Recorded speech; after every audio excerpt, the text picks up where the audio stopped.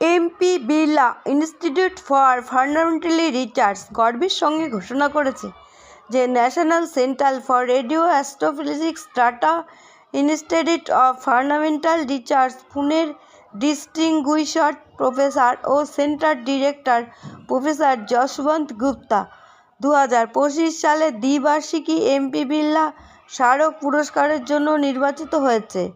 Astronomy ও astrophysics তার সামান্য কৃতিত্ব এবং বিশেষত রেডিও অ্যাস্ট্রোনমি ক্ষেত্রে তার অগ্রগণ্য গবেষণার সম্মান জানিয়ে এই পুরস্কার প্রদান করা হয়েছে। 1993 সালে প্রয়াত শ্রী এমপি বিড়লার স্মৃতিকে সম্মান জানিয়ে প্রতিষ্ঠিত এমপি বিড়লা স্মারক পুরস্কারটি বৈজ্ঞানিক সমাজে বিশেষ জ্যোতিষবিজ্ঞান, জ্যোতিষ পদার্থবিজ্ঞান, মহাকাশ বিজ্ঞান এবং সংশ্লিষ্ট ক্ষেত্রে অন্যতম মর্যাদাপূর্ণ স্বীকৃতি। পুরস্কার নির্বাচনের কমিটি প্রফেসর গুপ্তর উদ্ভাবনীয় গবেষণা এবং প্রতিষ্ঠানের জন্য উল্লেখযোগ্য অবদানের প্রতি উচ্চ প্রশংসা জানিয়েছে। ইত্যাদি সেই থেকে আরো স্পেস অ্যাস্ট্রোফিজিক্স আর রেডিও অ্যাস্ট্রোফিজিক্স এর আরো অ্যাঙ্গেলস আসে। Our chief minister, that the then chief minister Bilal Longshore, ওনাকে এই জায়গাটা দিয়েছিলেন to establish a planetarium which was the second largest in the world that particular time. এখন তো আপনি দেখবেন সব জায়গায় সব শহরে একটা প্ল্যানেটেরিয়াম হয়ে গেছে, but conceptualizing this at that particular time in 1962 when the India was in its infant stage, সেই সময় একটা চিন্তা করে এই একটা প্ল্যানেটেরিয়াম ওনার তৈরি করেছিলেন। We have been able to survive because of the optomechanical system till about 2015. 2013-14 For radio astrophysics, Tata Institute of Fundamental Research Pune has been selected as the recipient of the biennial MP Birdla Memorial Award for 2025. The esteemed award recognizes Professor Gupta's outstanding achievements and significant impact in the field of astronomy and astrophysics, particularly his pioneering work in radio astronomy. The MP Birdla Memorial Award, established in 1993 to honor the legacy of the late Sri MP Birdla, the founder of the MP Birdla Planetarium, is one of the most respected accolades in the scientific community, especially in astronomy. Actually, আমাদের কাছে অনেকগুলো নাম আসে, কিন্তু কি হয়, আমি being constituted জুরি, এই জুরিতে there are about 6 members, every year they change, তো যে ওরা সিলেক্ট করে কি কাকে দিতে হবে। তো based on this jury selection, we have awarded this 2025 award to Professor Yashwant Gupta.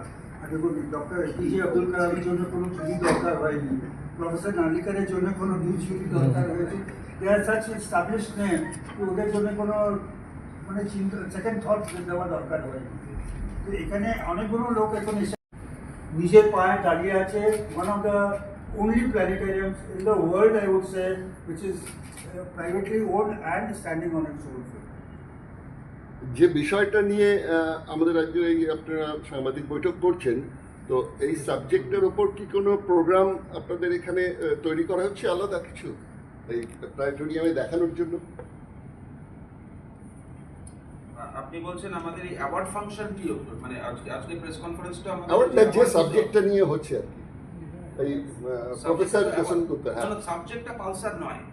ওনাদের প্রশ্ন ছিল যে প্রফেসর যশবন্ত প্ল্যানেটেরিয়ামের সাইজ উনি যখন বললেন, আমরা আজকেও সবচেয়ে বড় পৃথিবীতে এই অর্থে কতগুলো নাম্বার অফ সিটস আছে, যদি সিটের সংখ্যা হয়, এমপি বিড়লা প্ল্যানেটেরিয়াম কলকাতা এখনও আজকের তারিখেও পৃথিবীর সবচেয়ে বড় প্ল্যানেটেরিয়াম। ডোমের সাইজে নয়, কিন্তু হ্যাঁ সিটের সাইজে আমরা আজকেও সবচেয়ে বড়। 26 নয়, আগে বুঝতে হবে 19, আমাদের হওয়ার কথা ছিল 19-এর পরে 21, এটা তো বাইএনিয়াল, 1 বছর অন্তর 1 বছর হয়। 19-এর পরে হওয়া উচিত ছিল 21-এ তখন সাংঘাতিক কোভিড লকডাউনই অলমোস্ট চলছে, তো 21 কোভিড জনিত কারণে হয়নি।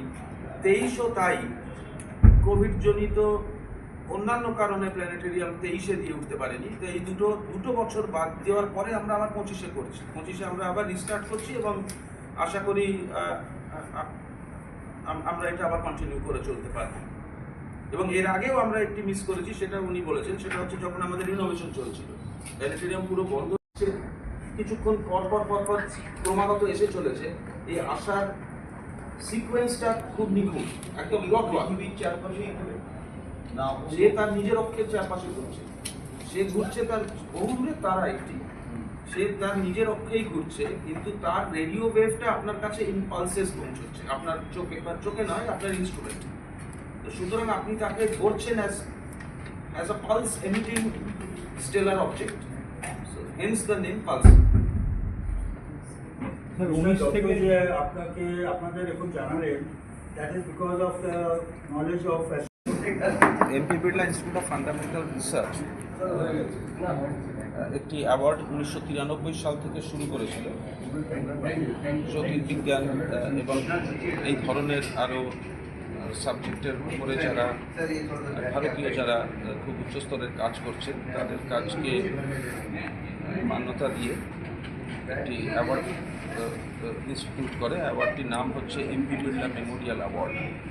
1993 সাল থেকে অ্যাওয়ার্ডটি নিয়ে আসা হচ্ছে।